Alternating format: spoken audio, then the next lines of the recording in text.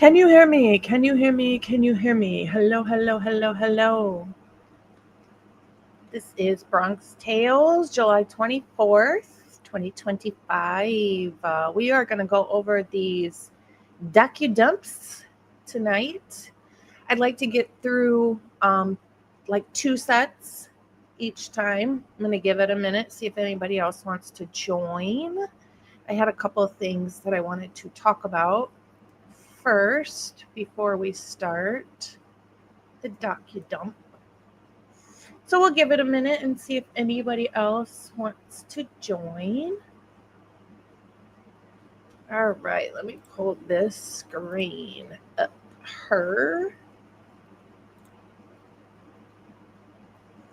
Hello, welcome, welcome, welcome. We are going to go over the Docu-Dump tonight. I'd like to do two sets of them, 2 sets today, 2 sets tomorrow, and so on until we get through them all. I know that there are a lot of documents in there, number one. Number two, there's a lot of documents that don't really have anything worthwhile in them. So I know that there's a bunch of them that we can skip over too. Hey, Fizzy Cake, how are you? It's Thursday and I keep thinking it's freaking Friday. Hello, Miss Bianca. So much in them. I could imagine that everybody wants to, read them and has probably seen a million channels already start going over these. There's just so much in there, and I've noticed so much that does not add up already, and so many things that should have been investigated and wasn't. There are things that have been said that doesn't add up to what's in the documents, whether it's big or small. I've noticed a bunch of them. Oh no, Fizzy Cake. One more day on your 3-day weekend. That stinks. Hey, Brent Jackson.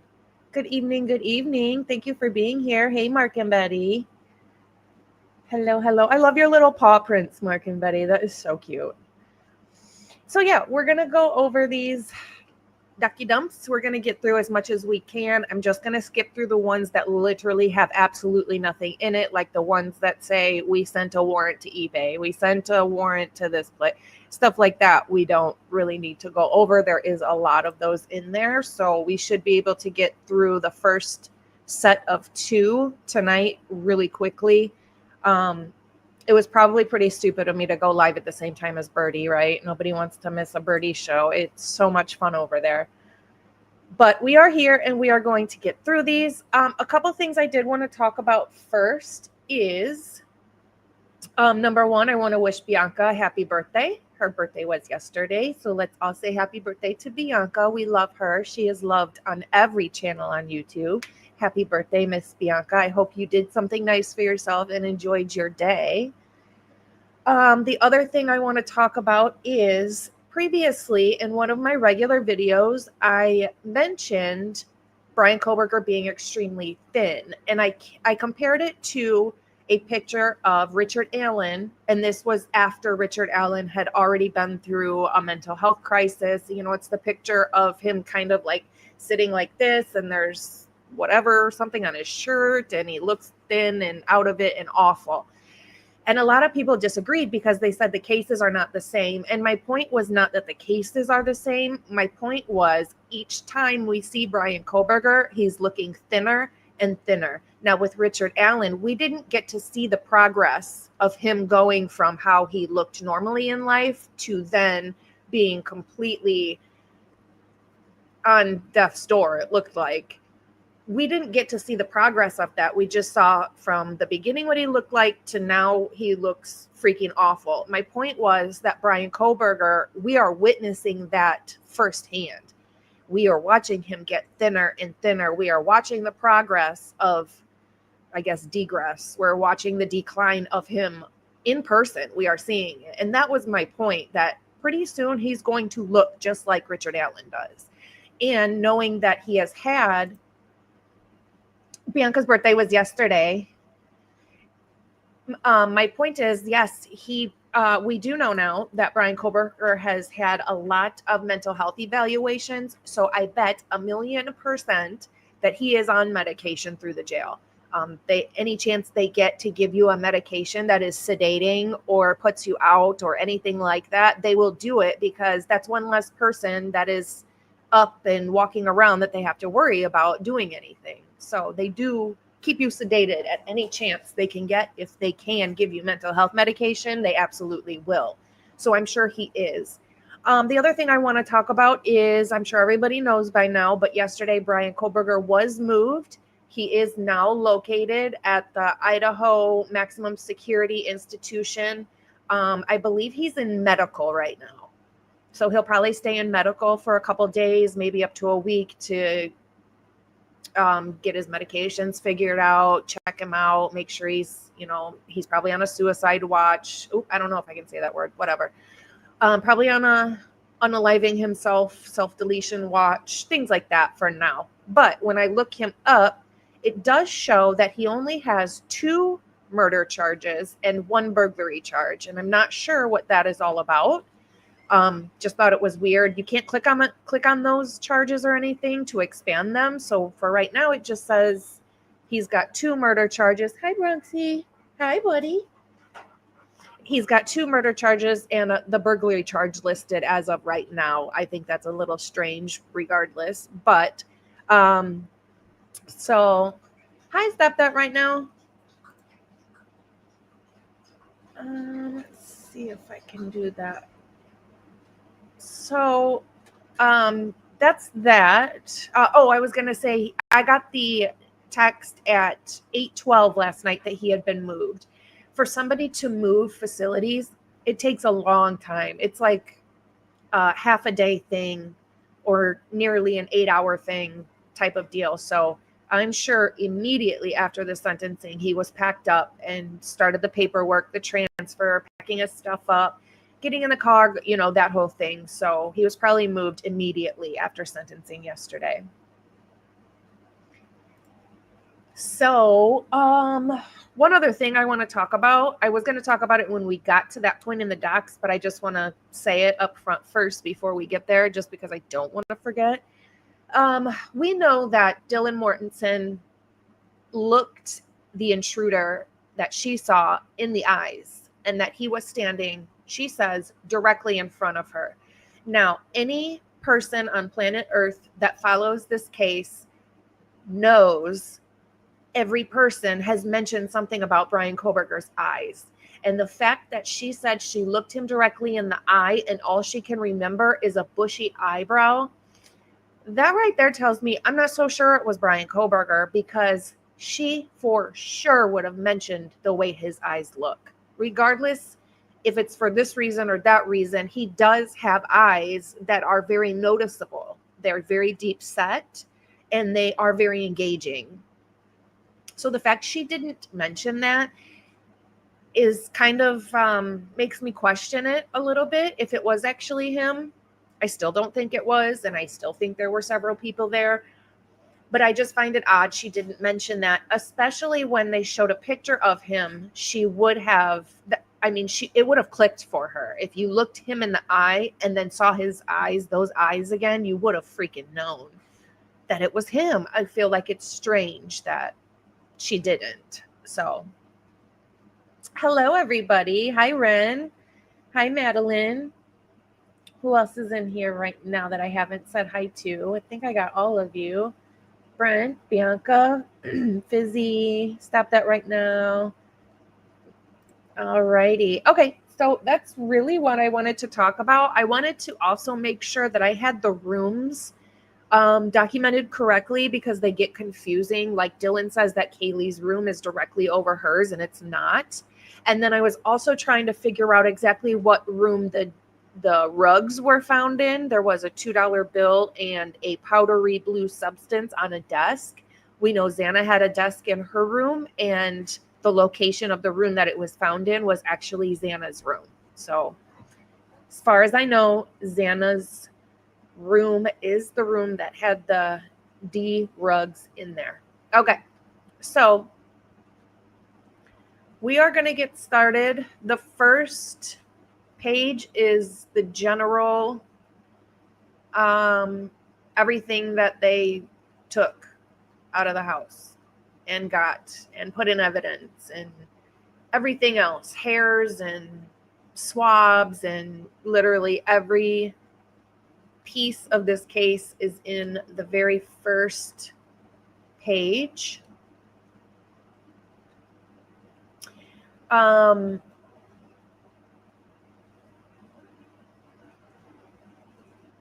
This is the very first narrative right here at the end of this first page, so I'm just going to read it really quick.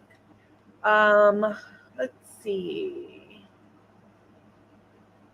Doesn't say who's on it at the top of this one, but it does say at the bottom, I think it's Gunderson's. Usually they say at the top, but I'll read this one real quick. On 11/13/2022 at approximately 11:56 in the morning, MPD officers responded to an unconscious call. The RP, later identified as Bethany Funk, reported her roommate was passed out, not conscious, and not breathing. As I was preparing to leave the station, Officer Nunez, who was already on scene, advised of a likely homicide and asked for additional units. While I was en route, Officer Nunez advised he had located 2 additional victims. The victims were later identified as Kaylee, Ethan, Xana, and Maddie.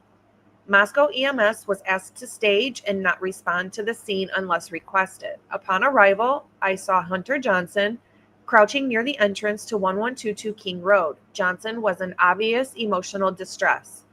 I entered through the first floor door, which faces north towards the parking lot. I announced myself as a Moscow police officer and heard Officer Nunez and Warner respond from upstairs. When I got to the second floor, I saw a female covered in blood in the bedroom on the northwest side of the second floor. I believe this female to be Xana.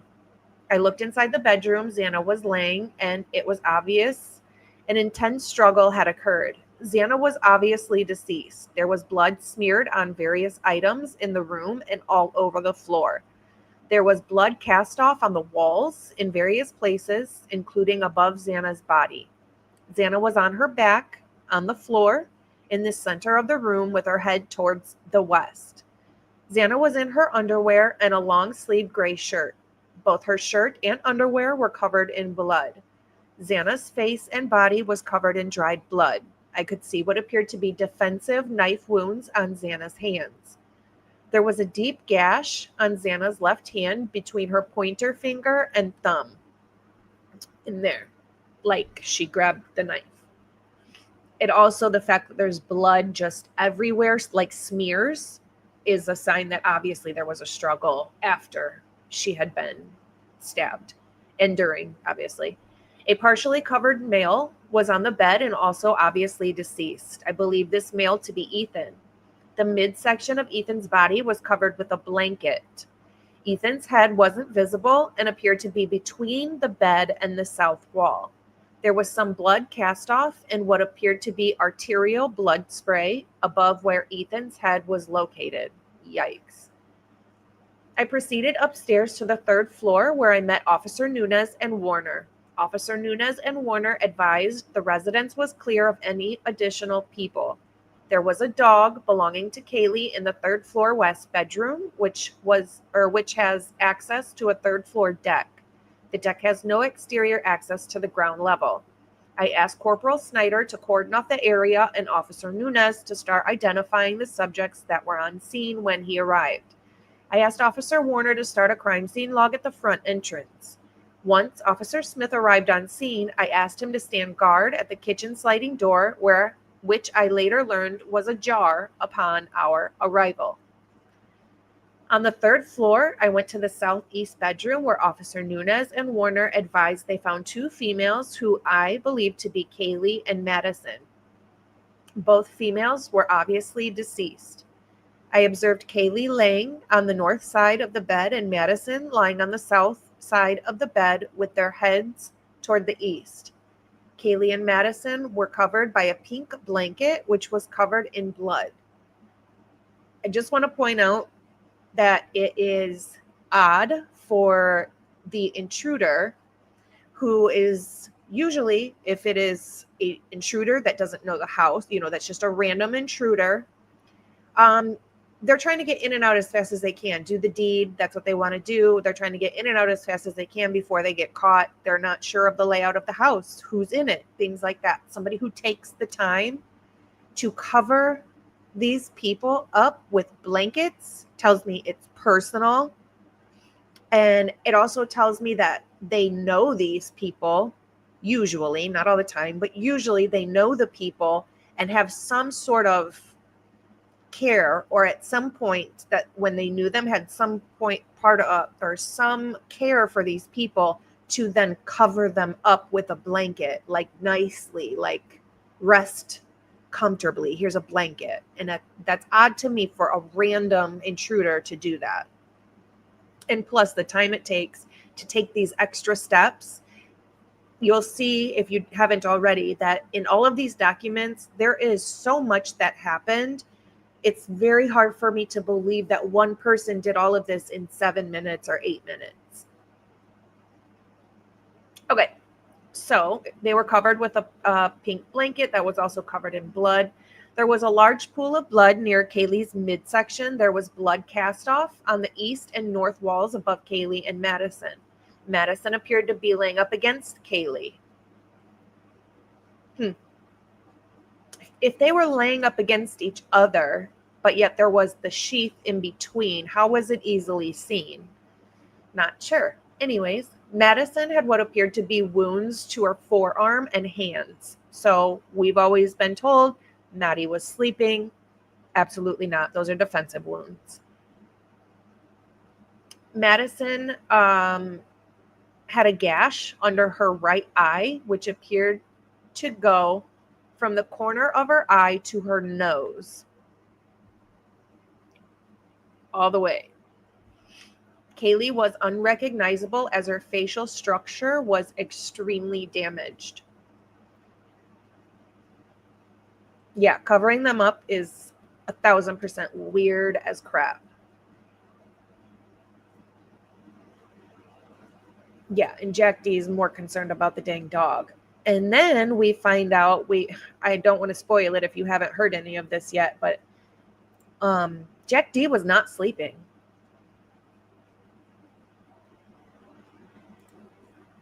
Stop that right now. Says covering them up in case someone walked in. They maybe might not realize what he or they had done, or maybe embarrassed by what he or they had done. That is a good point. It could be a cover up, like went in maybe for one person and there was a lot of collateral damage and they felt bad about that. Possibly. I just think it was also dark in there. So how do you think a light was turned on maybe? I don't know. It seems like a lot to do in the dark in a home you've never been in. I don't know, to reach for a blanket and cover them up in the dark after I don't know. I also would think they wouldn't be completely deceased that fast either. It would take a minute. This doesn't make Hey, Shelly.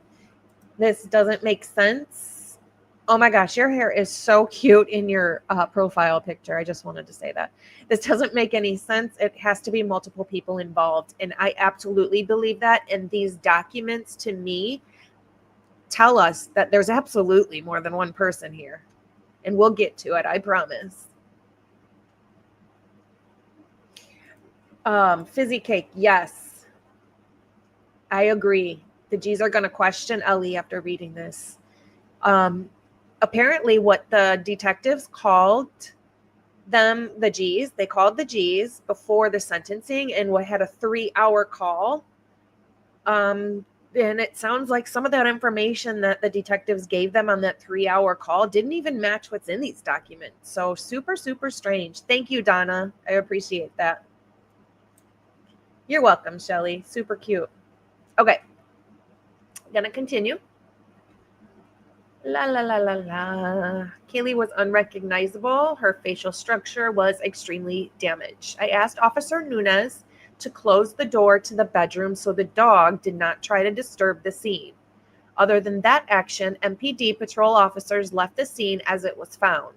I was later confirmed with Officer Nunez that no EMS personnel entered prior to his arrival. I contacted Captain Barrett and advised him of the situation. Captain Barrett said he would activate detectives and get more resources en route. Once Detective Sergeant Lawrence arrived on scene, he requested one of the responding patrol officers begin writing a search warrant, which was assigned to Officer Nunez. Corporal Snyder was assigned to take initial photos of the scene while Officer Smith and Warner remained as security at both entrances. I collected the dog from the third floor and took it outside. LCSO Deputy Olson transported the dog to the Humane Society on my behalf. Officer Nunez was interviewing a large group of individuals which were associated with the residents. Officer Nunez asked that I finish getting contact information for the individuals. I contacted and later added the following names to this call: Bethany Funk, Dylan Mortensen, Hunter Johnson, Hunter Chapin, MJ, or just an M,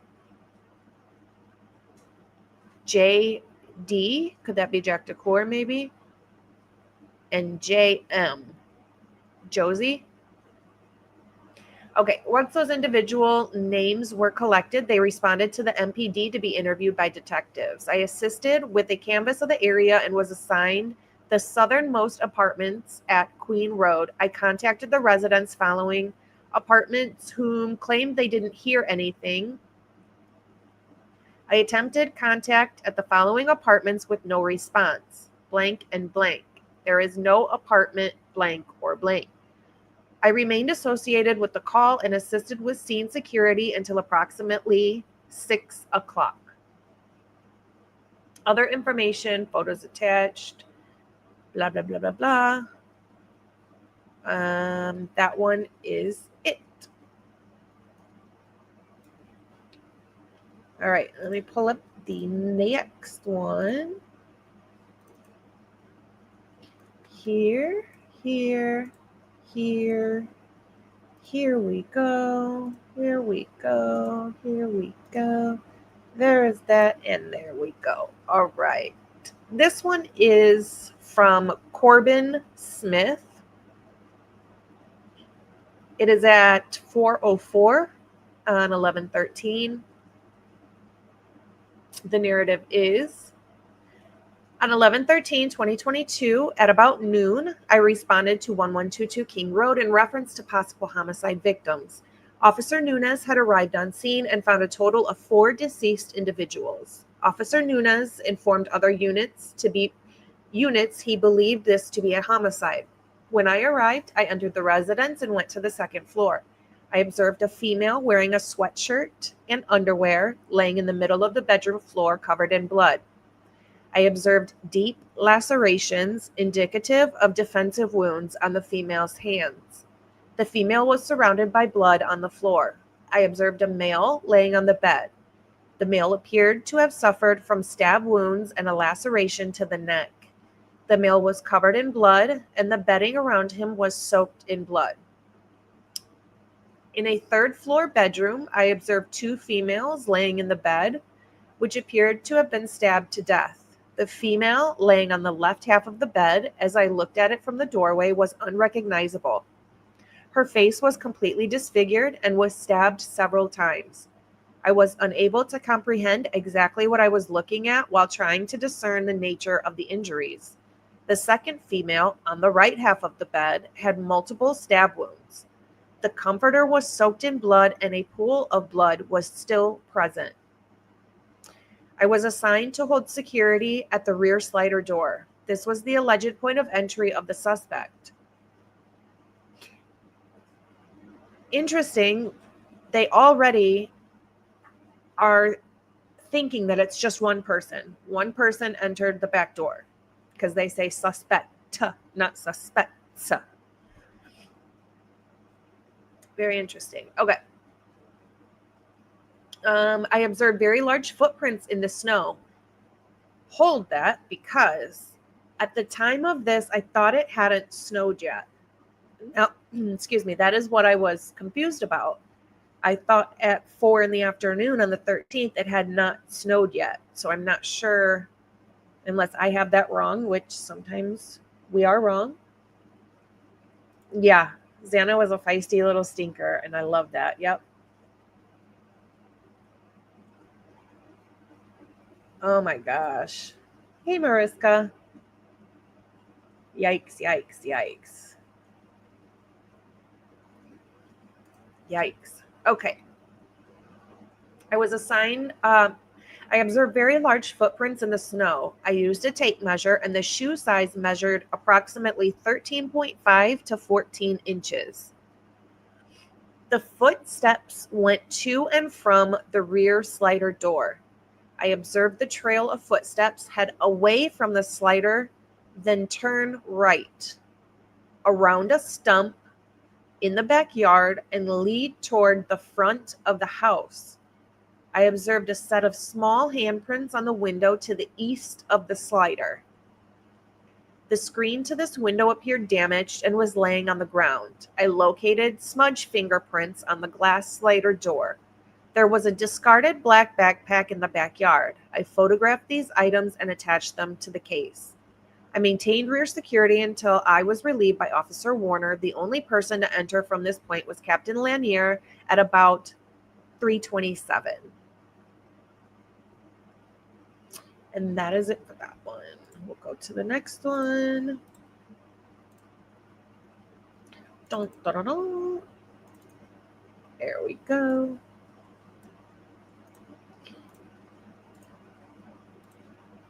And here we go. There we go. Okay.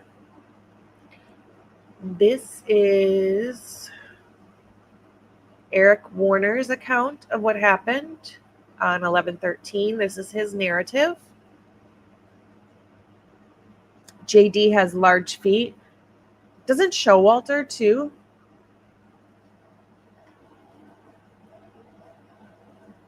Are these numbered in order? Yes. These are, so this is number 2 right now. So this, what we're going to go through is 1 through 50. And then the second set that we'll go through tonight, I'm going to do 2 at a time. The second set is 50 to 100. So this is 1 through 50. And this is number 2 of that first set.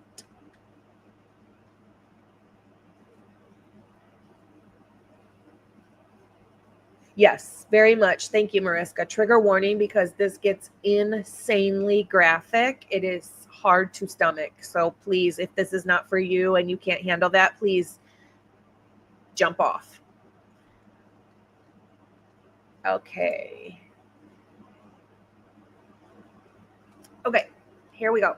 This is number 2 on 11. This is by, again, Eric Warner.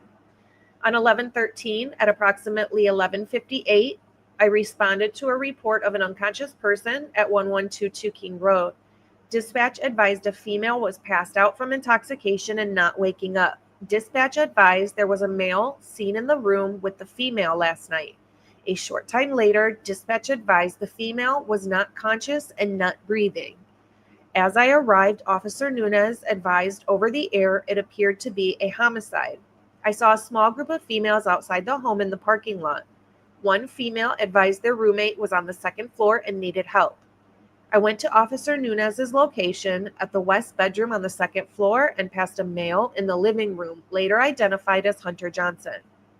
Officer Nunez advised the female and a male in the bedroom had blood on them and appeared to be beyond help.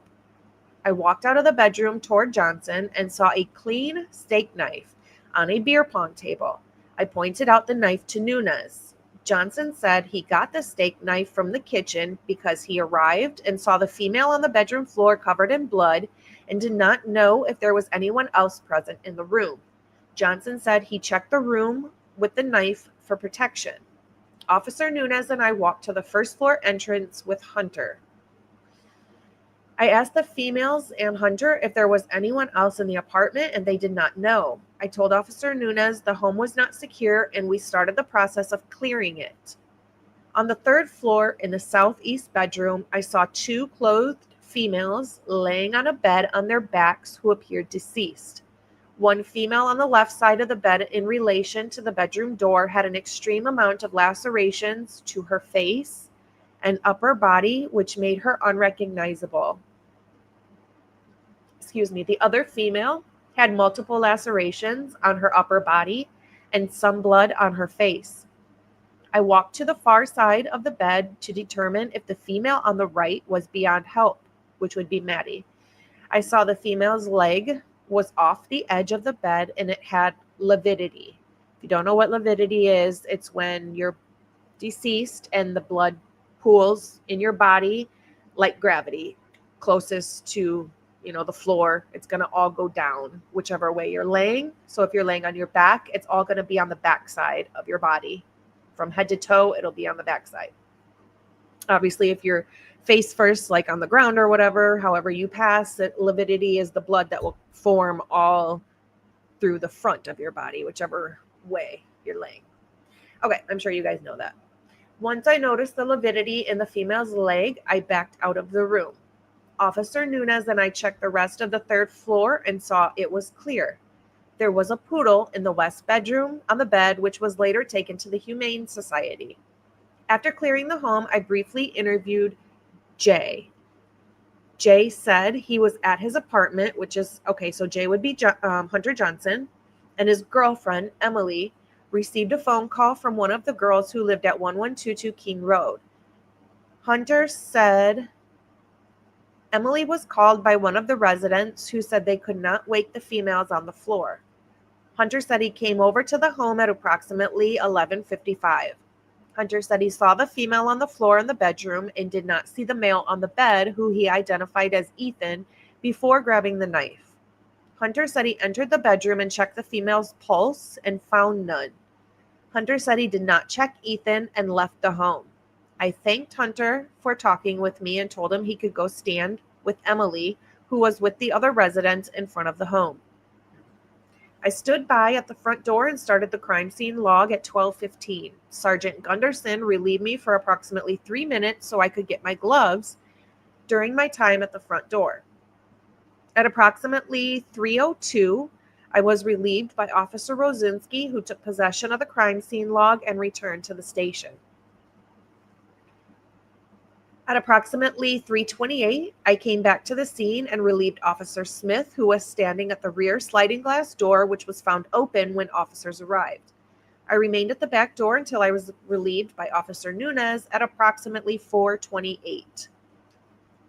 That is it for number 2. I'm going to go to number 3 and move this page over here. We're going to add this one to the stage. Here we go. There is page number 3, or report number 3. This is by Officer Nunez. His first name is Mitch. And this was on 11/13 as well. 1 second, I'm going to mute myself. Okay, sorry, I had to cough and I didn't want to do it in your ear. Okay. On 11/13/2022 at approximately 11:56, I responded to an unconscious subject at 1122 King Road in Moscow, Idaho. Upon my arrival, I found a large gathering of people in the parking lot immediately north of the 1122 King Road residence, which would be directly in front of the house. 1122 King Road is a white, 3-story single-family residence with multiple bedrooms. The 1122 designation is located directly above the front door facing north. I was directed to a bedroom on the second floor by Hunter Johnson in the northwest corner to locate the unresponsive female. Upon entering the room, I observed a female laying supine on the floor, which means on her back, next to a bed. According to Dylan Mortensen, this female was likely Kaylee J. Gonsalves. So they have this wrong. She's saying that it was Kaylee when it was actually Xana. And the reason she's saying it's Kaylee instead of Xana is because she thought she heard Kaylee run down the stairs and into Xana's room during the night. when all this was taking place. But it wasn't. It was actually Xana who went upstairs to see what the commotion was. And then he chased her down, and Xana ran from him into her own bedroom. And that's why they think it's Kaylee laying there, because Dylan said it was Kaylee. It was not Kaylee. Whenever they say Kaylee in this report, it's actually Xana they're talking about.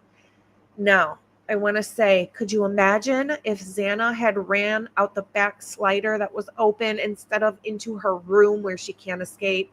Oh, I'm like, just run out the back slider, girl. Oh, okay. So in this report, when I say Kaylee, it really means Xana. Actually, I'm just going to say Xana instead of Kaylee, so it's not confusing. This female was likely Xana.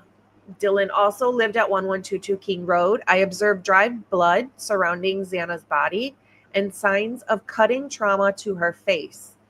Xana was covered in so much blood, I wasn't able to immediately discern where any additional injuries would have likely been. Xana was apparently deceased due to her pale skin color, rigid body tone, and apparent blood loss. On the bed in the same room I observed a male laying supine on the bed. According to Dylan, the male was likely Ethan J. Chapin. Dylan said Ethan was commonly at the residence. I observed blood covering portions of Ethan's legs, surrounding his body into the bed sheets, and drops of blood on the wall near Ethan's head. As I backed out of this room, Hunter showed me a kitchen knife and said he had it in his possession. I told Hunter to leave the knife and go back down the stairs to the front entrance. Officer Warner and I moved to visually clear the residence for any suspects or additional victims. On the third floor, Officer Warner and I found 2 additional apparently deceased females, both laying supine in a bed. This bedroom was on the southwest corner of the 3rd floor. According to Dylan, these 2 females were likely Xana and Madison. It was not. It was Kaylee and Maddie. One female showed an apparent traumatic injury to her face due to the basic facial structure being unrecognizable. Both females showed very pale skin. Both females were covered in dried blood and apparently deceased. After the residence was deemed safe, Officer Warner and I exited the residence to secure it and the immediate area, to include the parking lot immediately to the north of the residence. I walked outside and began interviewing Dylan. Dylan told me at approximately 4 a.m, she heard a voice scream and believed it to be Kaylee's. Dylan said she heard Kaylee scream and announced there was somebody inside the residence.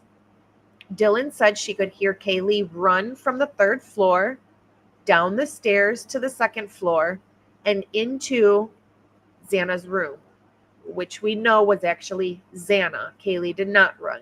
Xana did. Dylan said she locked herself in her bedroom and continued to hear the commotion. Dylan said eventually she stopped hearing a struggle and heard a male voice say, "You're gonna be fine. I'm gonna help you." Dylan said she did not recognize the male's voice. Dylan said after a few minutes, she peeked out of her bedroom and observed a male described as approximately 6 feet tall, slim build, with a black ski mask leave the 2nd floor patio area. This patio door was likely left open, as it was found open upon my arrival. It's strange the different accounts that are given, because another officer is going to describe the same thing that Dylan said, and it's going to be a little bit different than this one. The height's going to be different. What she saw is going to be different. But it still brings us all, and I'm sure all of us feel this way. So Dylan, you saw all of that and you didn't call for help? In another one of these, she says she saw a gun, that saw this man that she didn't know in a mask, all of this commotion, people running, people screaming, and she sees him with a gun and she still doesn't call 911 or anybody? Crazy. Yeah, nobody was asleep. You know, we do know that with the phone records, when they say in these reports that Dylan was asleep or Bethany was asleep, we know that's not true now. We've seen the phone records. None of them were asleep. Yeah, Fizzy, why would you not call 911 right then? This is insane for her to not. If you hear somebody scream, it could be nothing, but wouldn't you rather be safe than sorry? Oh, I thought it was a prank. Nah, not with a guy with a gun in your house with a mask on and your roommates are screaming. Stop it. It couldn't sound any more fabricated. It sounds like a Hollywood story. It really, really, really does. And I really thought the sentencing and the victim impact statement sounded so, some of them were very cringy, I thought. And I don't mean any disrespect to the victims' families at all. I just thought they sounded very scripted Hollywoodish, almost like Kaylee's sisters, almost reminded me of like a poetry session. Instead of everyone clapping, they should have been snapping their fingers. Victim impact statements, I don't think should be like that. I thought they were supposed to basically tell the judge how it had impacted you and your family and what happened to the person and how that impacted you, and to tell it to the judge basically why he needs to give the defendant the maximum sentence, not a poetry reading at a defendant telling him all the bad things they think about him. I don't think that's what a victim impact statement was supposed to be, but it's over with now, so whatever. I just thought it was strange. I interviewed an additional roommate, Bethany Funk, who told me she was at the residence during the commotion. Bethany said she was on the second floor in the living room watching Vampire Diaries with Dylan and an unidentified person named L, which I think is Lindsay. Bethany said at approximately 2 o'clock in the morning on 11/13, Madison and Kaylee came home from a night out at the Corner Club bar in Moscow, Idaho. Bethany said she also believed Madison and Kaylee went to the Grub Wandering Kitchen truck that was commonly located in the 300 block of South Main Street. Bethany said she and Maddie let Maddie's dog out, Murphy, sometime between 2 and 2:30. Bethany said during this time she observed no suspicious activity. Bethany said she returned inside while Madison was still outside with Murphy. Bethany said she went to bed around 2:30. Bethany said Madison came into her bedroom sometime after 2:30 to ask if she knew where Murphy was. Weird, right? Because we also know that Madison, after she went upstairs, also called Bethany. So I'm wondering if she was calling to say, like, are you sure you don't have Murphy? Because I've looked everywhere and I can't find him now. Hey, James.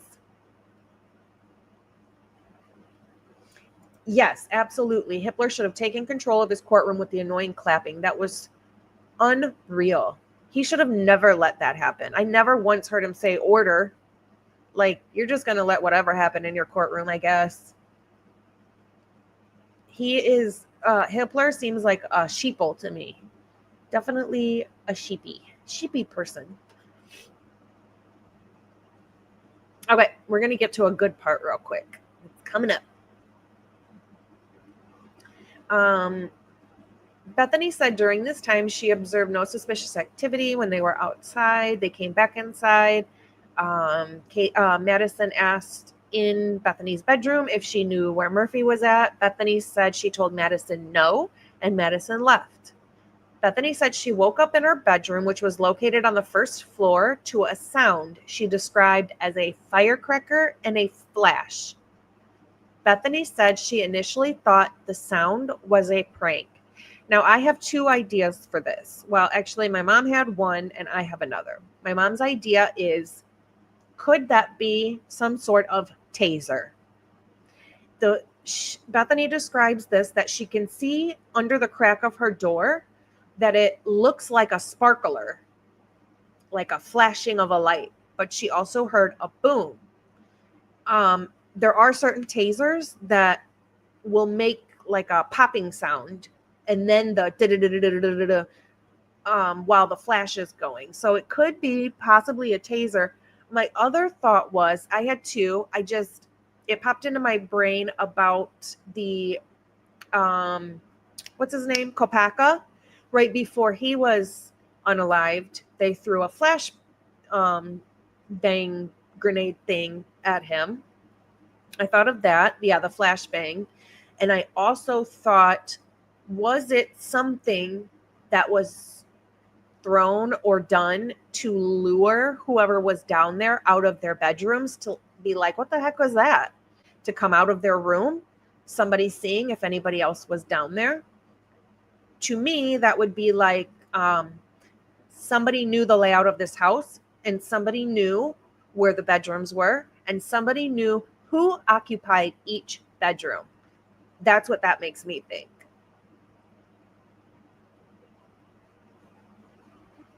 Okay. According to Bethany's phone log she showed me, Bethany called Xana at 4:21, Ethan at 4:22, Maddie at 4:22, Maddie again at 4:30, and then Kaylee at 4:31. Bethany said she never received an answer on each phone call. Bethany said she went back to sleep and woke up around 11:56 when they called 911. What? How are you going to lie immediately? What are you hiding? Because we know you were calling your dad like crazy at 7 in the morning or just before 7 in the morning. Now, yesterday, in your letter, because you were too scared of something to come to court, and I'm telling you, it's not Brian Koberger. I think that was so disrespectful and selfish of her not to show up. Not that I am a big fan of Dylan, because had she called immediately, maybe something could have been done. I don't know. Maybe not, but whatever. At least Dylan showed the heck up. What a crap friend. You can't even show up to the courthouse for your unalived friends. That is yucky. Very, very yucky. Hey, Monty.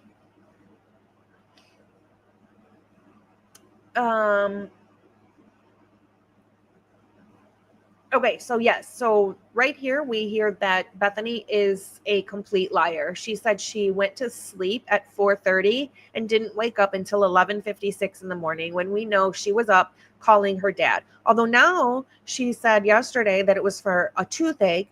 I call bull fucking shit. No, it wasn't. And the lies make me angry. What are you hiding? And it goes on to say, initially, I was told Kaylee was likely located on the second floor bedroom with Ethan. After comparing Dylan's initial statement with other investigations, officers, and observations, it appeared to actually be Xana that was located on the floor of that bedroom, and Kaylee was one of the other females located in the third floor bedroom. I also observed the following vehicles in the gravel parking lot that was immediately north of the 1122 building. A silver 2015 Land Rover Range Rover with Washington plates, registered to JS. Whose name was Kaylee's car in? Who's JS? Could that be, what's Olivia's husband's name? Is he JS? I don't know his first name. I can't think of it. I don't know if I ever knew his first name. There was also a 2010 Honda Civic with Arizona plates registered to Jeff Kernodle, a white 2014 Chevy Cruze with Idaho plates registered to Karen Laramie. That's Maddie's mom's name, right? Karen? I don't know why I feel like that's her name. I'm bad with names, like super bad. A 2011 Jeep Wrangler Unlimited with Washington plates registered to Jim Chapin, and a 2017 Black Ford Explorer with Washington plates registered to Jim Chapin. I was originally assigned to identify all of the people in the area. However, I was reassigned by Sergeant Gunderson to begin the search warrant application process. I provided the above information in the search warrant application. At approximately 4:28, I returned to 1122 King Road to assist with securing the southwest patio entrance. I took responsibility from Officer Warner in documenting who entered and exited the residence. I provided this documentation on a notepad and maintained the log until I was relieved by Officer Morris at approximately 5:50 in the afternoon. The following information is the rear patio entry log from 3:17 hours until 9:15. And then it just says who came in and out. Among those people are different detectives, different police officers. Ashley Jennings was one of them. Payne, of course, because he's in everything. They locked and sealed the patio door after all of this as well. And that is it for the document number 3. We're going to go on to document number 4. Dun, dun, dun, dun. Alrighty. All right.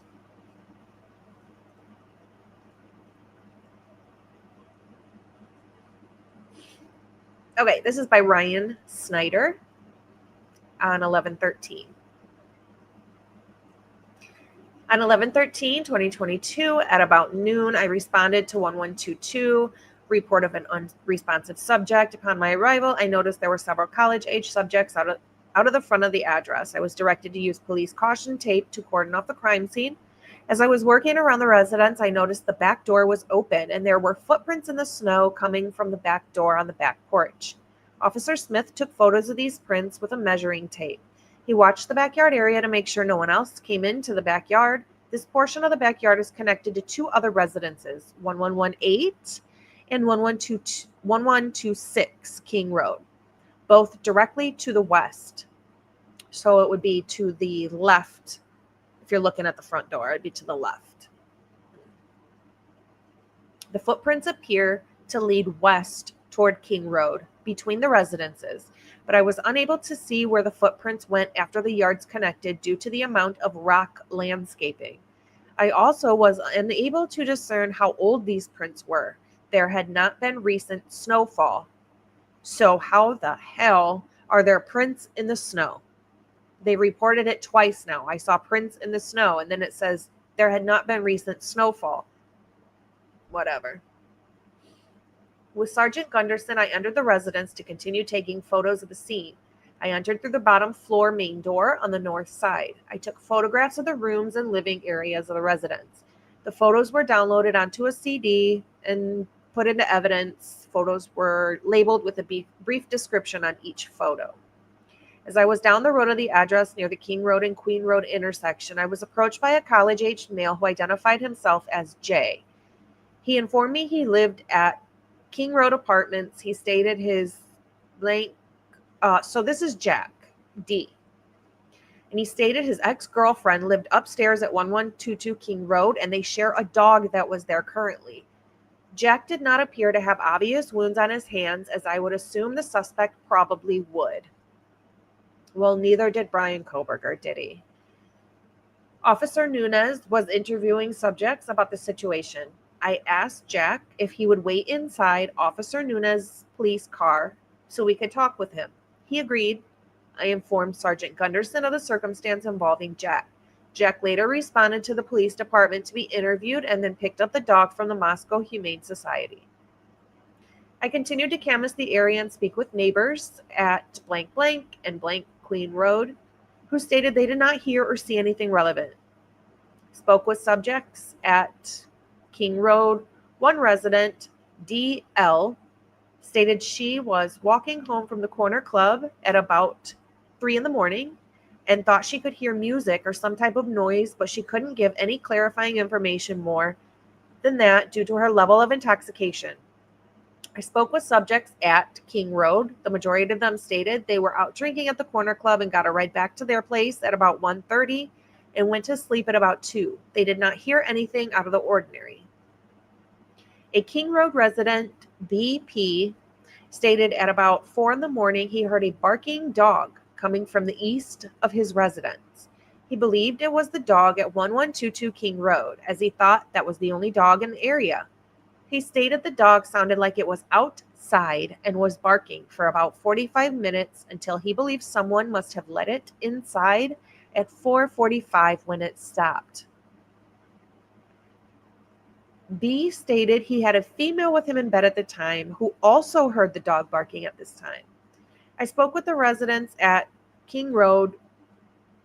PC informed me they had a camera facing the west of the address they believed captures a portion of the road. They first provided me with the SIM card out of the camera. However, they couldn't get it to work. Neither could I. They gave me the username and password. I informed Detective Mowry of the information. They gave me permission to access the camera footage and record the necessary surveillance video. And then it says he cleared the scene and there was a photo log. Including, the front, back, the cars, the seats in the car, second floor, all of these, the kitchen, all these are photos. And that is it for number 4.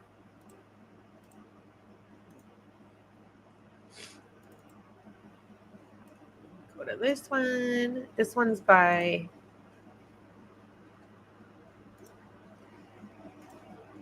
Dollinger.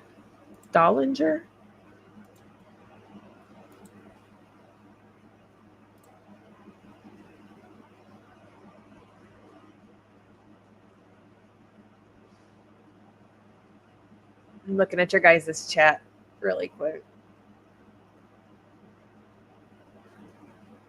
I don't know how they cleared Showalter either. That is...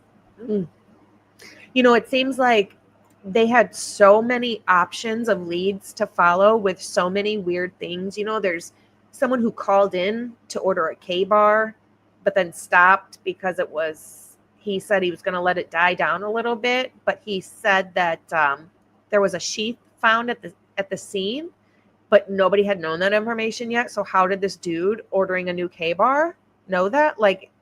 Didn't follow that lead, just nah. There's a guy that went to the hospital with big gash in his hand. Didn't follow that lead. I mean, why would we? We have Kohlberger. We don't need to follow these leads, right? That's silly. That's a waste of time. So on November 13th, at approximately 12:53, I arrived at the scene at 1122 King Road and spoke with Sergeant Gunderson and Sergeant Lawrence, who gave me a brief overview of the information gathered at this time. Sergeant Lawrence informed me the Idaho State Police were going to assist in the investigation. Approximately 1 hour later, a male approached the scene and began speaking with Sergeant Gunderson. The male was identified as J.K. I overheard Jay state his daughter lived, so Jeff Kernodle. He was trying to get in touch with her, but was unsuccessful. It was also learned Jeff's daughter Jazzy, was nearby the scene. I asked Jeff if he and Jazzy could come to the police department to speak with me. Jeff agreed, and I returned to the police department. I contacted Sergeant Lawrence at the police department and asked if he had the names of the victims. Sergeant Lawrence stated he did, and he gave me the list. I saw one of the victims' names was Xana Kernodle. I then met with Jeff and Jasmine in the interview room off of the police department lobby. Once in the room, I activated the audio and video recording equipment. I asked Jeff and Jasmine for their information.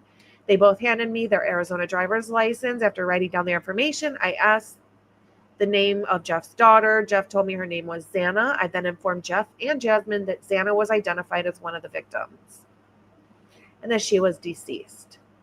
They both became very upset and were crying heavily. I asked Jeff and Jasmine when the last time they communicated with Xana was, and Jasmine stated she texted with Xana on 11/11 at approximately 5 in the afternoon. So the text messages were brief and not of any substance.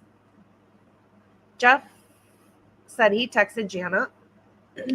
Jeff said he texted Xana on 11/11 at around 3:40, and she responded that she was at work and that she worked at the Mad Greek. I asked both Jeff and Jasmine if Xana had mentioned anything about having any issues with anyone or anything strange occurring lately. They both said Xana had not said anything. They said Xana had a boyfriend, Ethan Chapman, who she had been dating for about 6 months or so. They said everything seemed fine with their relationship, and they added how Jeff said how he had met Ethan's parents in passing this weekend. It would be noted that Jeff was in town visiting as he resides in Arizona, and it was Washington State University's parents' weekend where Jasmine went to school. I asked them if there was anyone they wished me to contact for them, if they wished to speak to anyone, such as a member. Both of them said no, gave them my business card. Other than that, that is that one. That report for number 4, I think. 5. Okay, we're headed to 6. This is another narrative by Aaron Morris.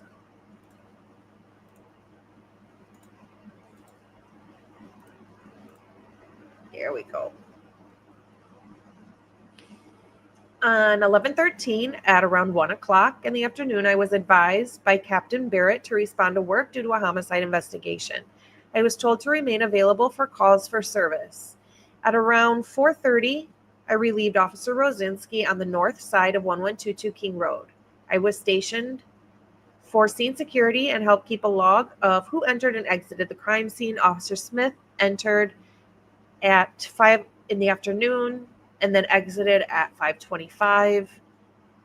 It's just saying who's coming in and out for this one. Ashley Jennings came in and out. Thompson came in and out. Payne went in and out. Rosendahl ended up relieving him later. And that's it for that one. That one is nothing, pretty much. This one's a little bit longer. This one is number 7. I'm getting stuffy-nosed over here. Okay, we'll share.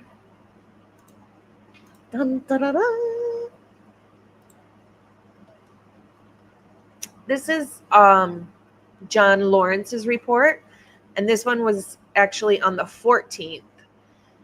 Some of these, I want to note that some of these reports were written in December. Like, some of them were a week, 2 weeks, 3 weeks later. And just like the report we just read from the Kernodles, your memory starts to fade as time goes on. It happens to everybody, and that is why eyewitness testimonies are terrible to even, like, to use an eyewitness testimony in court to convict somebody shouldn't be allowed at all, because eyewitness testimony is not good for recalling details very well. Jeff said, Xana's dad said at the sentencing yesterday that he was supposed to stay the night at Xana's house because he called her that day and was going to come stay the night and sleep on her couch. Remember, he was saying that to Koberger, like, I would have been there. I would have seen you. I wish you would have ran into me. Well, in his report from the day that it happened, he actually said he hadn't even talked to Xana since the 11th. So, like, you know, we remember things not always as they were.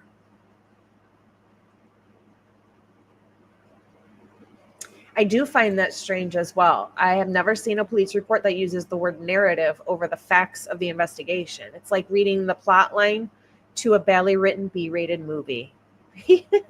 Your dog's picture in the thumbnail is so funny. That's adorable.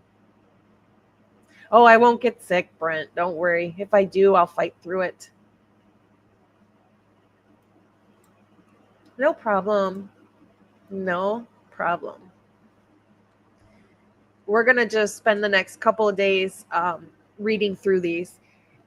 Obviously, if it's important, I'll read it. If it's nothing but like, hey, I just put this piece of paper and evidence or this CD and evidence. I'm not going to read that kind of stuff. But if it's important, I'll read it. At about noon, again, this is John Lawrence. At about noon, Captain Barrett called me and informed me there had been multiple victims of a homicide located in a residence on King Road and requested all available detectives.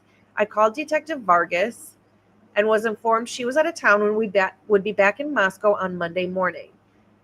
I called Detective Mowry and he informed me he would be on his way shortly. I called Lieutenant Mike Mooney and told him I need assistance from ISP detectives in processing the crime scene. Lieutenant Mooney put me in contact with Sergeant Gilbertson. I briefed Sergeant Gilbertson on what I knew, and he told me he would start to assemble his team. I'm going to take a drink of my cold coffee real quick, but first I want to say all of these names in here remind me of a script for like Law and Order or some sort of show. Like Detective Mooney, Gunderson, Smith, Gilbert, like they're all like, I don't know. It just, I'm not saying it is. It just sounds kind of like a script and these names are Mike Mooney made up. I don't know. Okay. Oh, Detective Vargas, Danny Vargas. I don't know. I think of like Law and Order. I responded to the scene where I met with Sergeant Gunderson. Sergeant Gunderson informed me that officers were dispatched to an unconscious person at 1122 King Road, and that is when they found 4 deceased college-age people in the residence. I told Gunderson I needed someone from his team to return to the police department to start writing an affidavit for a search warrant. Gunderson asked Officer Nunez to handle that task. I then did a very brief walk through the residence. I entered the residence from the entrance on the north side of the building, so the front door. Officer Warner, who was securing the scene, logged my entrance. I then went up the stairs, located a deceased female on the floor and a male in the bed in the west bedroom on the second floor. I climbed the stairs to the third floor, located 2 deceased females on the southeast bedroom. They were both in bed. I spoke with Officer Smith, who was securing the residence at the south entrance for a moment. When I exited the residence through the north entrance, my departure was noted. I called Sergeant Gilbertson and informed him of additional information provided to me and what I had seen. I told him MPD would be needing their assistance. They were writing an affidavit for the search warrant. I returned to the police department. Corporal Payne, he requested they respond to the police department. At this time, Detective Mario was at the police department. I requested they interview the other occupants of the residence, where the deceased were located. There were also several friends of the deceased who had been with the deceased the night before. I think the leak is Maori.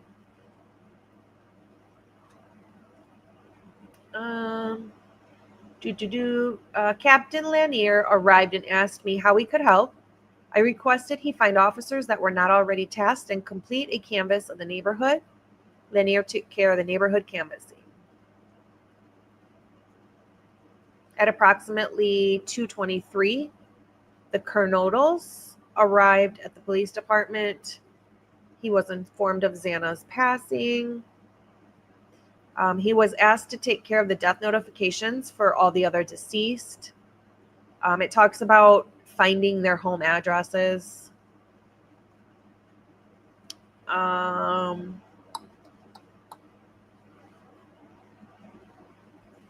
Maddie's parents were notified. Maddie's parents were already driving there to actually take her out to lunch.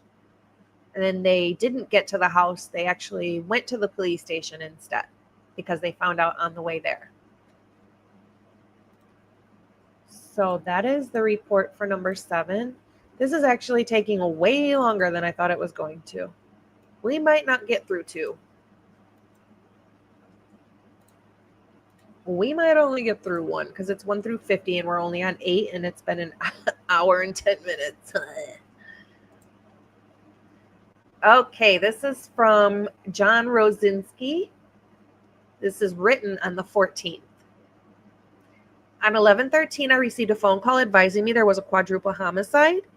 I arrived to the Moscow Police Department, put on my police uniform, and then he got there and relieved Officer Warner.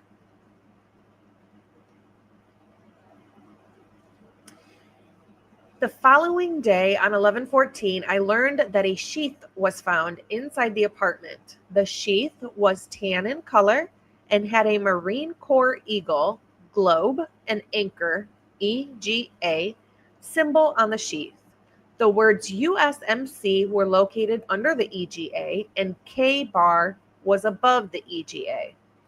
I was tasked to follow up with businesses in town to see if that particular knife was sold there.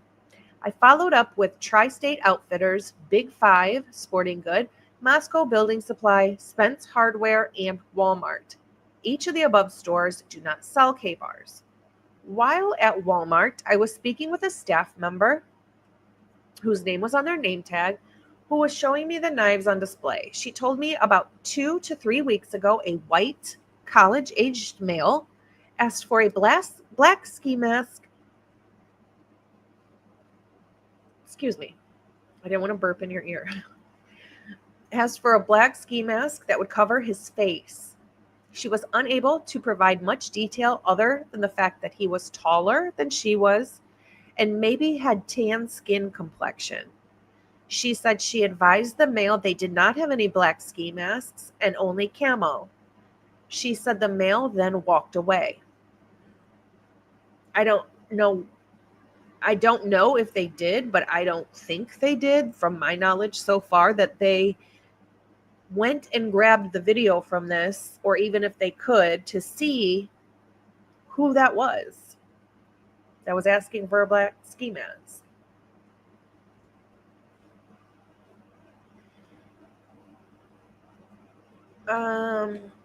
I spoke with PR at the Memorial Gym. R is currently the either president or vice president for the fraternity. I asked R if he could walk me through what he did on the night of 11/12 and the morning hours of 11/13. R said at about, what's 18:30? 6:30? Yeah, sorry, I'm bad with military time. 6:30 on 1/1, at about 6:30 on 11/12, he was at a party. R said the party was at the Tree House, which is an off-site campus house for the sorority. R did not know the specific address, but said the house is near the White's apartment. R said at the party he saw Emily, who was with her boyfriend. R said Emily was the only member of blank that he recognized at the party. R said he left around, what's 2200? 10? Yeah, 10 or 11. Said he went back to whatever and watched a movie with 3 other people. R said he went to the corner club at around 1:49 on 11/13 to pick up JG, Jack DeCour, and NR. R said they were alone and not with anyone. R said he dropped the 3 individuals off at their apartment off of King Road. R said after he dropped them off, he went back home. And that is number 8. And this is number 9. If it will open up for me. Please, just do your job. You have one we have one job here. A little document. There you go.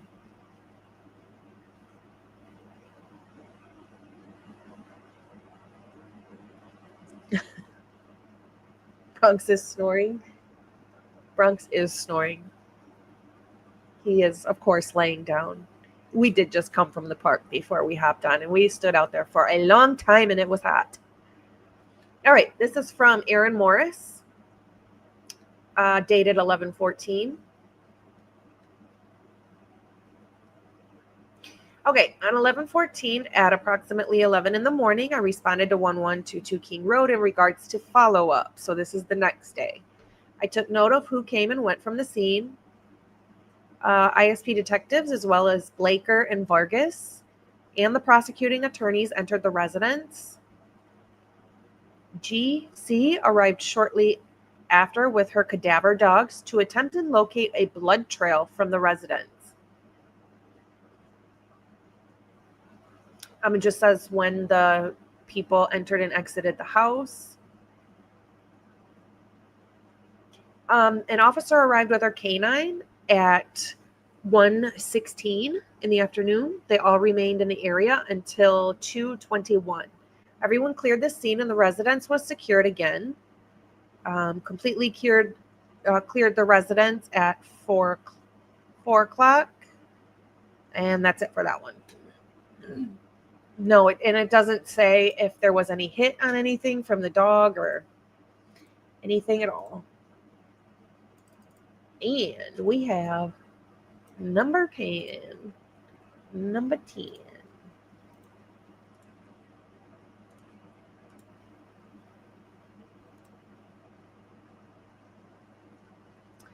This is from Jacob Tesdall.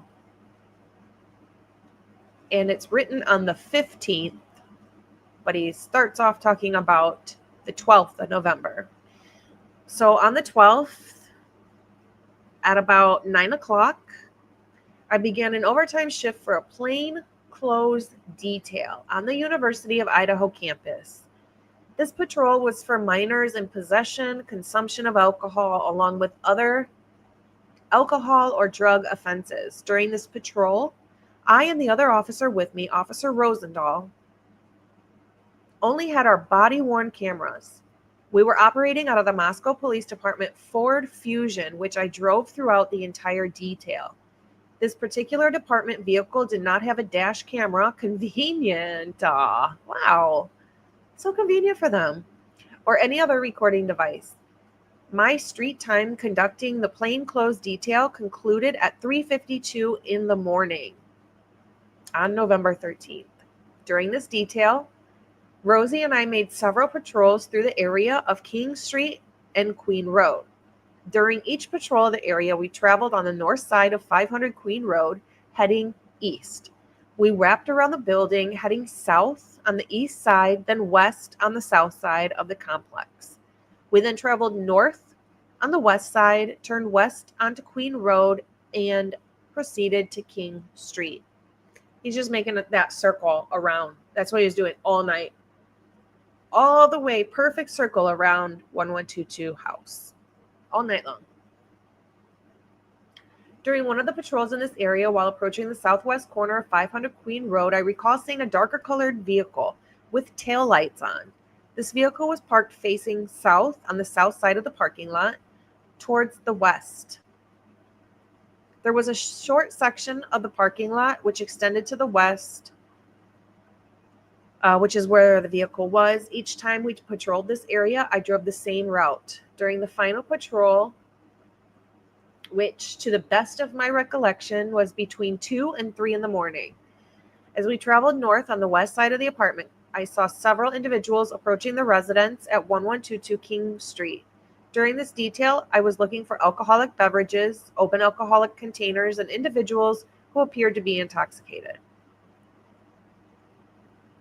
Like, I get it, but why? They're walking. Who cares? At least they're not driving, right?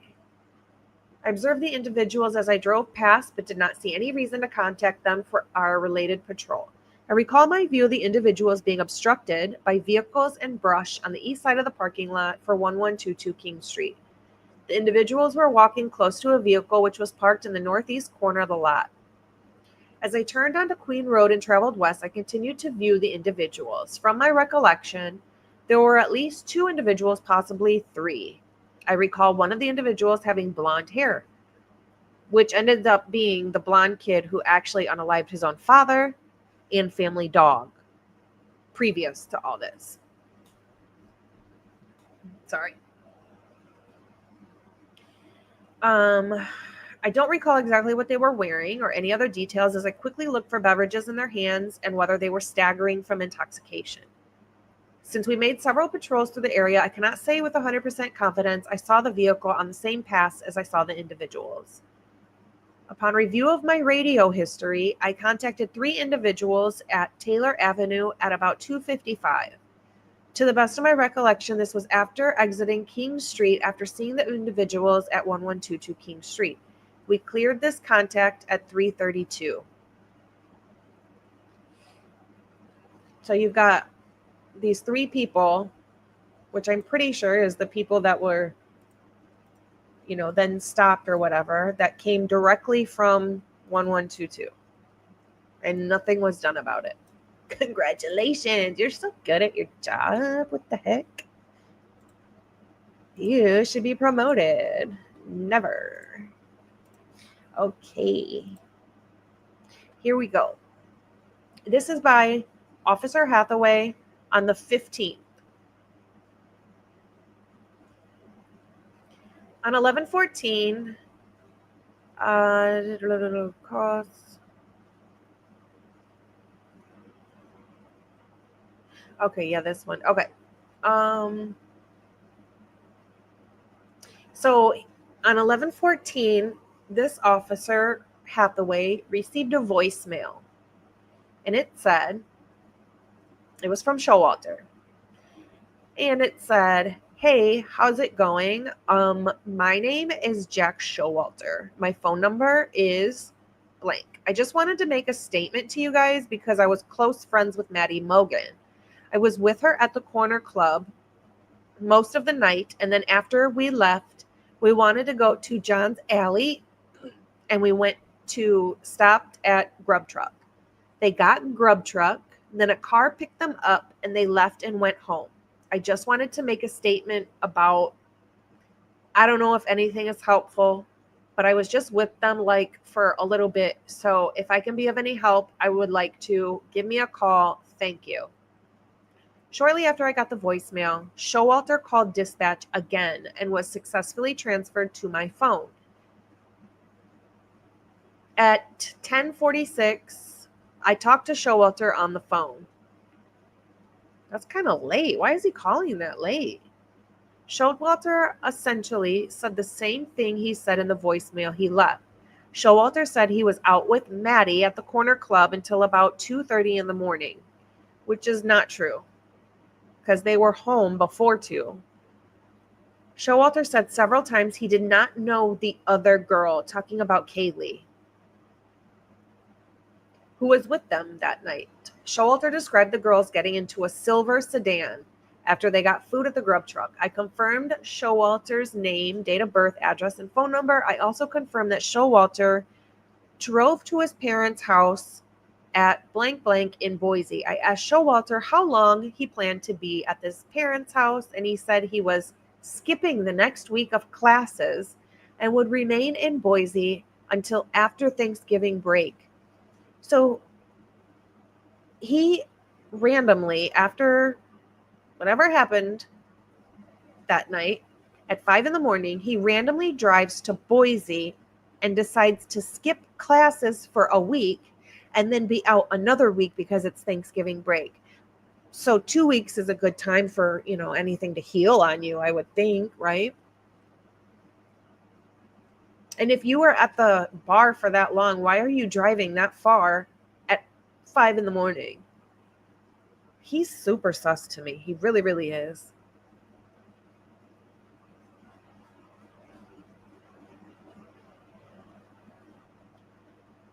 Okay. Showalter said he's willing to talk to a detective about his involvement with this case. Showalter said he does not have a roommate at his Queen Road apartment and that he lives alone. I recorded our conversation with my dash camera. The videos were uploaded. I attached the audio file, and that's it for that one. They always say that a lot of times the person who commits the crime will often interject themselves into the investigation. I mean, my goodness, they pulled that on Richard Allen. He was literally just saying I was there. But this guy is calling repeatedly. Richard Allen didn't call repeatedly. He just called one time and said, "Hey, I just let you know I was there." But Showalter is really, not only does he leave town immediately, but then he interjects himself. And really late at night, he's calling to talk to them. Weird. This is from Gunderson, 11:15. He's saying that he looked in all the dumpsters. There's 3 of them surrounding the area, and he looked in all of them. He saw nothing of evidentiary value in the dumpsters. He cleared the area. They pulled the trash. Some blood was located on the 2nd floor at Taylor Avenue. Taylor Avenue is commonly referred to as the Whites and is a known party location. The blood was isolated to one area with no trail to either area. I photographed the blood and notified on-scene investigators. Officer House and I walked various areas around the crime scene looking for evidence. Officer House and I found nothing.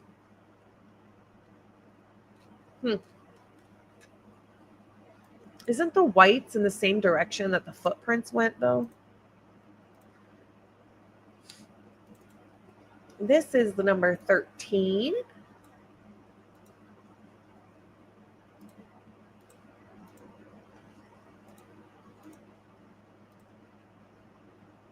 And this is by Roger Lanier. This was on the 15th. So Lanier and Detective Mowry went to the Corner Club to get any videos, and they went to the grub truck.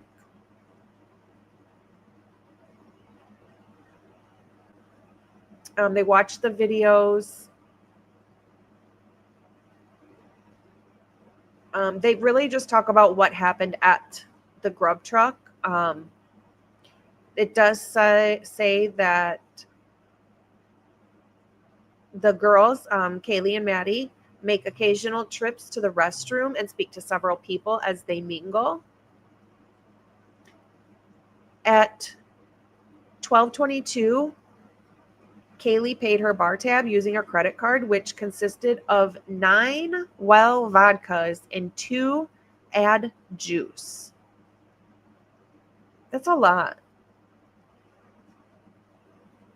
At approximately 1 in the morning, Kaylee engages in conversation with a subject identified by bar staff as John Jack Showalter.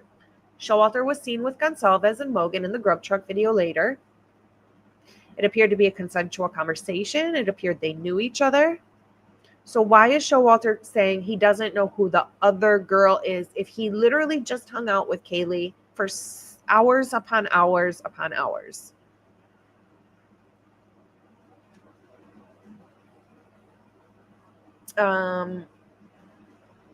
Says at 1:30, Showalter paid his bar tab on his credit card, consisting of 5 cans or bottles of beer, I'm assuming, and 2 kamikazes. After paying, he walked to the back of the bar, went into the restroom, came back out, retrieved his coat, came back to an area near the exit where Kaylee and Maddie were waiting.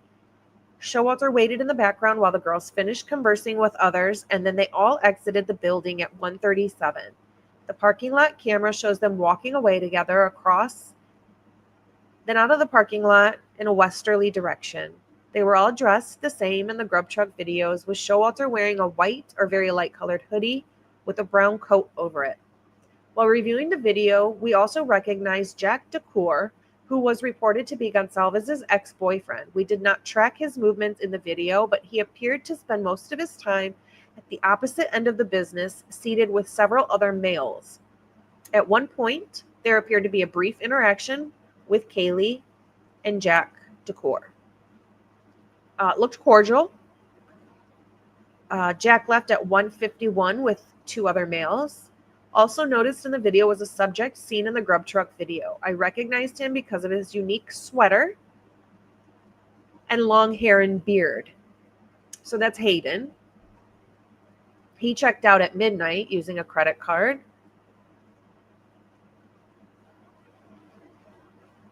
Showing 2 micro tub. I didn't notice any interaction between Hayden and Maddie or Kaylee. The third subject who was seen in the grub truck video was also observed in the corner club, but we were not able to identify him. He's a stocky build white male with brown hair and facial hair, wearing a brownish sweater. Would that be, is that Joe? He didn't observe the interaction, any interaction between this guy and Kaylee and Maddie. That's it. That's it for that. For that one, we're going to number 14.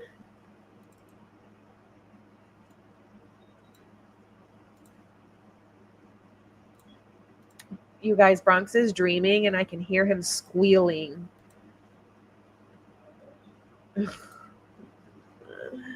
Oh my goodness, this boy. This is a report from Danny Vargas on 11/15. She's talking about the day before on the 14th. She walks through the house and around the residence looking for any evidence.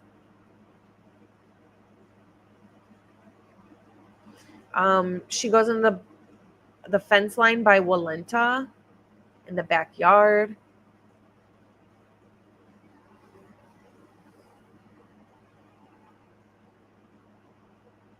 The neighbor with the last name of G talked to Danny Vargas,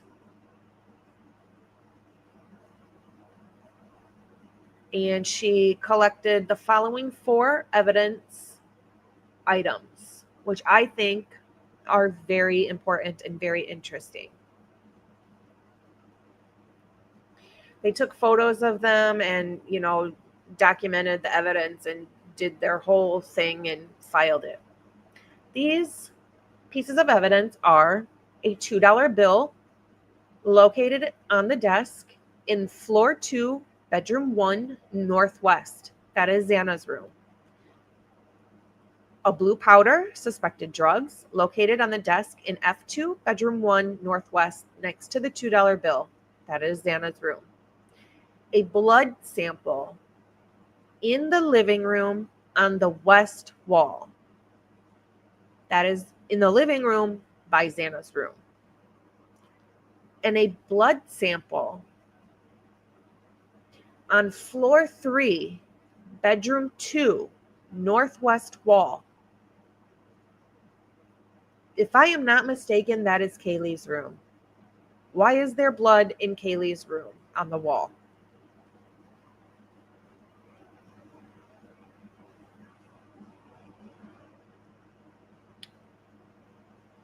The neighbor said he woke up a couple of times Saturday night. He looked at the clock and he saw it was 4:17.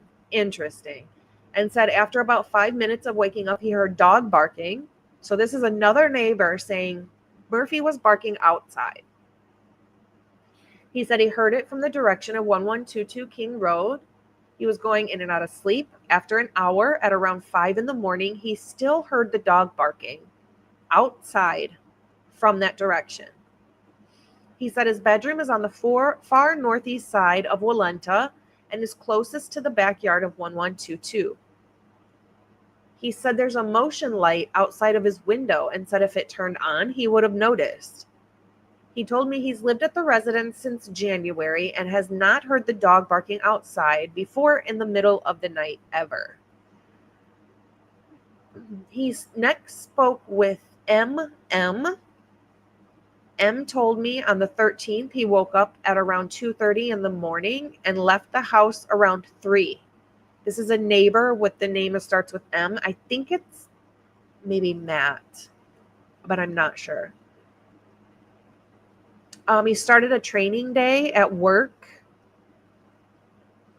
and then he finished at around 6 o'clock at Buffalo Wild Wings. He arrived home around 6:30. He was with approximately 20 members of his team. He didn't remember hearing anything in particular. He woke up and left around 2:30 to 3 in the morning. He did not hear the dog barking. He spoke with another neighbor that said they did not hear the dog barking at any point. He said he had been at the bars that evening and got home around 2:30 and that he sleeps with earplugs in, so he wouldn't hear the dog anyway. His sister mentioned she saw Maddie at some point at the corner club, and The sister's name was, or phone number was provided. We are going to go to number 15.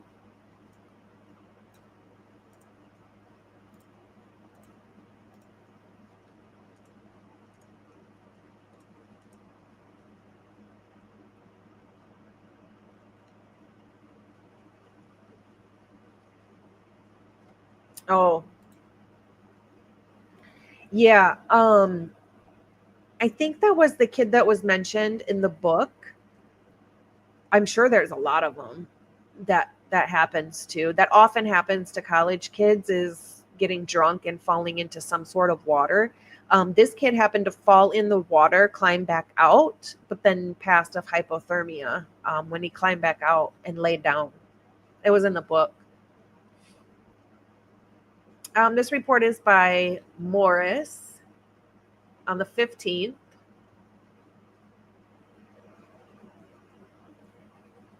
They went to the police department substation to speak with Rosinski regarding an incident possibly related to the homicide that occurred. They stated on 10/21, an unidentified white male came into the woman's center and asked to speak to someone. A lady spoke to the male that worked there. She stated he asked for snacks and appeared to be under the influence. She stated the interaction only lasted about 5 minutes. She stated the male said he had a female friend who was in an abusive relationship. The male stated he was afraid the female would be hurt by her boyfriend and was also afraid he would hurt the boyfriend due to the abusive behavior. She did not gather any names and had never seen the male before. I asked both of the people that worked there if they had any contacts with any of the victims. They said they did not, and they did not have any other contacts documented. At approximately 11:50 on the 15th, AA came into the substation to speak to me. I was told by Corporal Payne A went to Gritman on 11/13 to seek medical care for cuts on his hand. I asked A what happened to his hand. He stated that on the 12th, at around 8 o'clock, he cut his hand attempting to cut chicken for a sandwich. A stated he was intoxicated, and when he was trying to cut the meat, his pocket knife slipped and cut his hand. I asked when he went to the hospital. He read his wristband from the hospital, and it said he went to the hospital at 2 in the afternoon on the 13th. A told me he lived at the blank house. The laceration was on his right hand.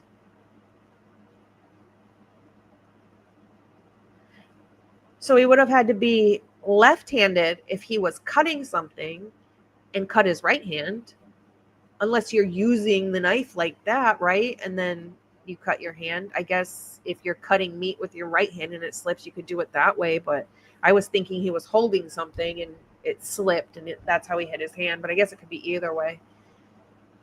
The laceration was on his right. He sent me a photograph of the injury and I attached it to the case. I asked A if he knew any of the victims. He stated that he had seen Ethan 2 times at parties, but did not know any of the females. He said the blank sister house was blank. He said it was a national standard, but he had friends from multiple sororities. Okay. A ran me through his weekend from Saturday morning. He stated he slept in Saturday morning and woke up at around 9:30.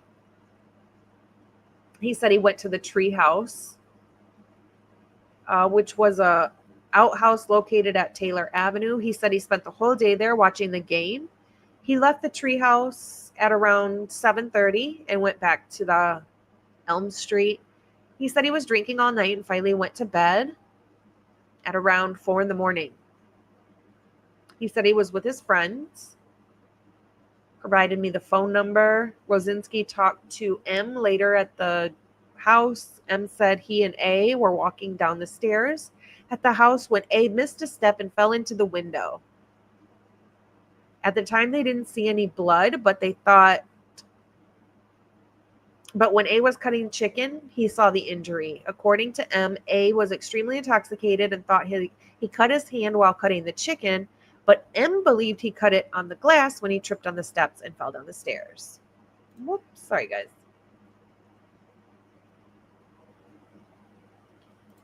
I think it's possible. It sounds like Murphy was outside the whole time. A couple of the neighbors have very specific times that they keep saying Murphy was outside barking.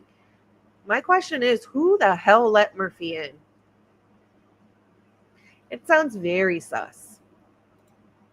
So this guy has a deep cut to his hand and goes into the hospital at 2 o'clock in the afternoon, but was awake at 4 in the morning because he says he was, and he lives close, like right around the corner. But not investigated, right? Because Koberger, right? When they got Koberger, though. He was willing to sign a consent form for medical records. His friend told him to go to the hospital to make sure there wasn't glass in his hand from the window. The officer photographed the window and attached it to the case. I responded to, on 11/16, officer responded to Main Street, a person of interest Jack Showalter lived at. L confirmed Showalter lived at the unit alone.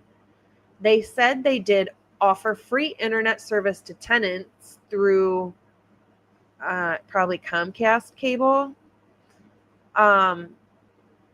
L said they could not see who used the service. I asked L if any other tenants tried to get out of their lease recently. They said no. They said Showalter started his lease on 7/18. The employee remembered Showalter because his father was adamant on getting him the apartment. I responded to CC to see if Showalter utilized the internet service they provided. The employee gave me a paper with all the tenants from Queen Road that used it. Showalter did not use the service. On 11/16, I was asked to follow up on individuals connected to the victims or people of interest. The names provided were MB, DB, NF, JF, and C, either B or E, I can't tell. I called the Dean of Students office for phone numbers for all these people. I called B first, who stated he was at his home in Boise. B and F stated they lived together in Meridian. I passed the information on to Captain Barrett. I got a number for F and called him. He provided his home address in Boise. Said he was willing to speak with detectives.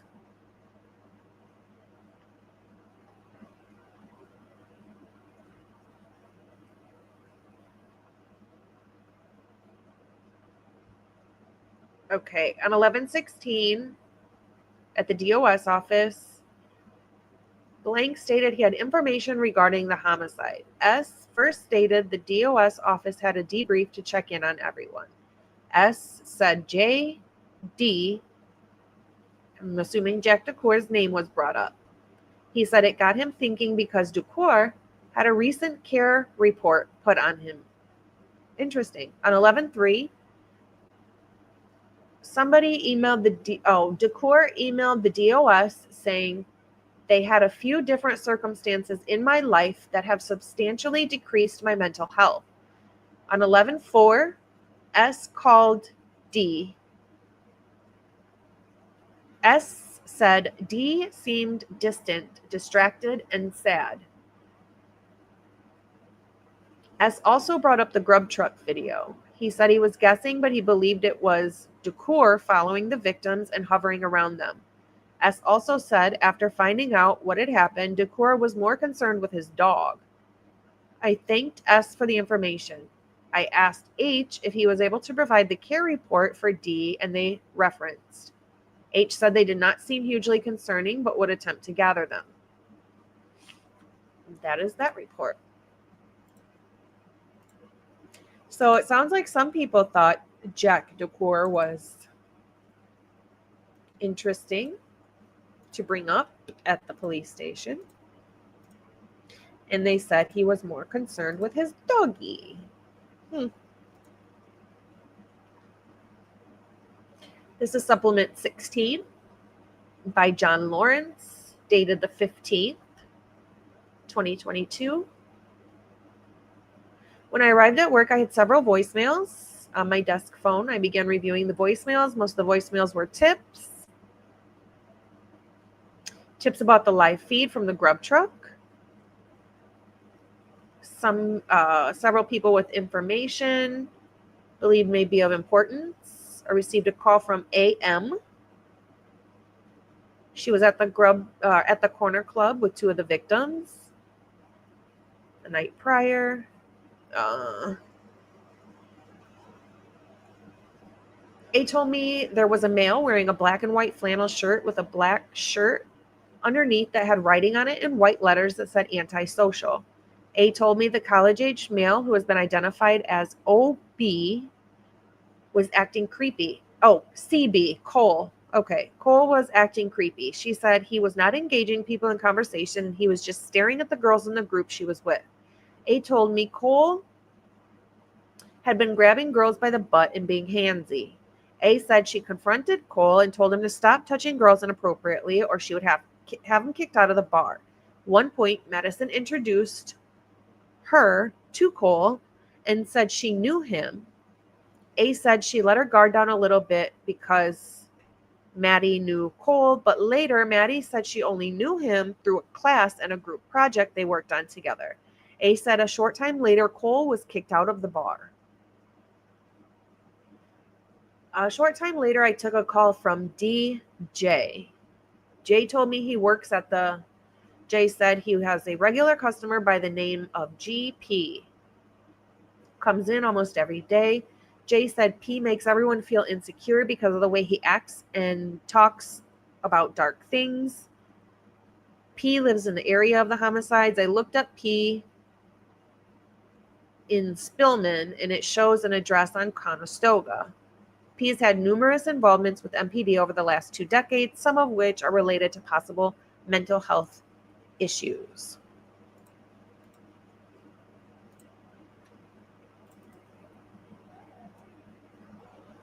Hi, Bobby. Bronx is staring at me and whining. He's probably got to go potty. Yep.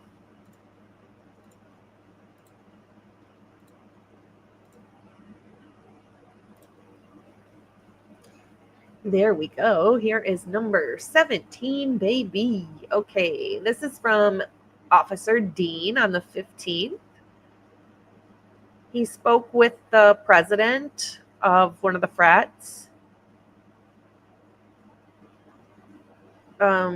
I asked H, which is a female, if she knew the people who lived at the house.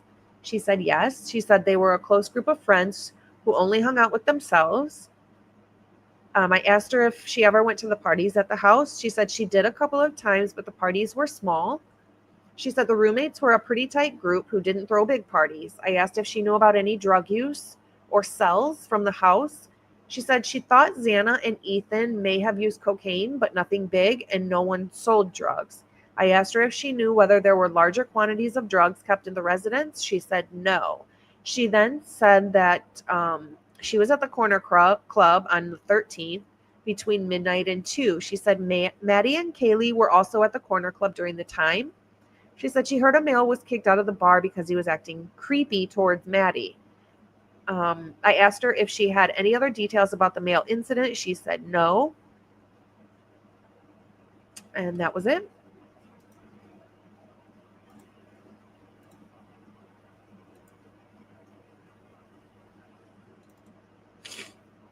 All right, guys, I'm going to do number 18. And then since we've been on here for 2 hours, I'm going to stop for tonight. I will be back tomorrow at the same time. I'm going to do this one real quick, but I'll be back tomorrow to go through the rest of them. Just so you guys know, just a heads up. Let me grab this one. Whoops. There we go. This is from Officer Lanier, dated the 16th, but he's talking about the 14th. At approximately 10 in the morning, I responded back to 1122 to canvass. Chief Fry was with me. They started at the rear and covered the small hill area. They were canvassing. They saw a small black bag that had obviously been out in the weather for some time. There was nothing in it. They searched the parking lot and the fenced-in backyard next to Walenta. From there, they were joined by Sergeant Gunderson. They went back by King, down by Queen and Taylor. By the open field, they went by. They walked the pathway. They stopped at an intersection of Taylor and King where they met with Chief Fry. From that point, we proceeded east along the south side of Taylor Avenue, looking in the shrubbery along the cars that were parked on the curb. He located a black vest laying on the grass next to the fire hydrant, which we know is Maddie's jacket. I'm not sure why he's calling it a vest. It appeared to have been there for several days. I checked the pockets and examined the vest, but did not find anything of note. As we continued to walk east along the south side of Taylor, I noted a large amount of trash and various items on the grass and in the bushes, including glasses, plastic bottles, pipes, a t-shirt, men's and women's underwear, and various papers. That is so odd. It looked like they'd all been there for several days or weeks. And from there, he went to Linda Lane, walked between that Linda Lane, Taylor Avenue. End of report. So we will, when I come back on tomorrow, I will start back on 19. Some of these actually, there's several of them in the next set that I will be reading that this one will go faster because it doesn't have much in there. So I just wanted to let you know.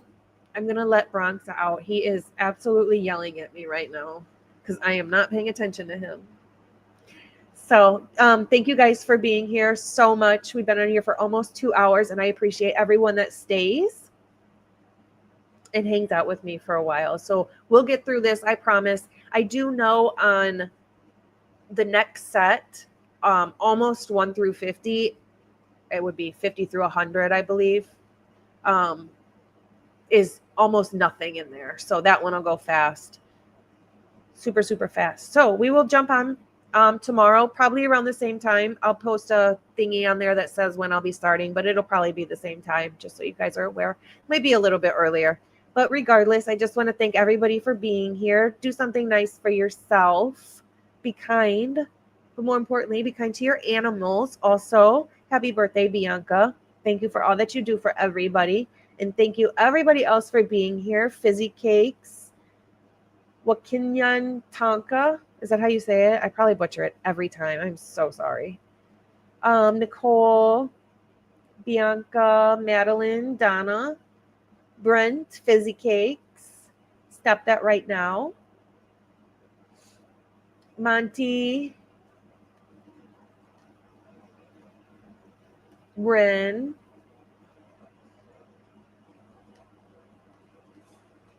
James, Tony,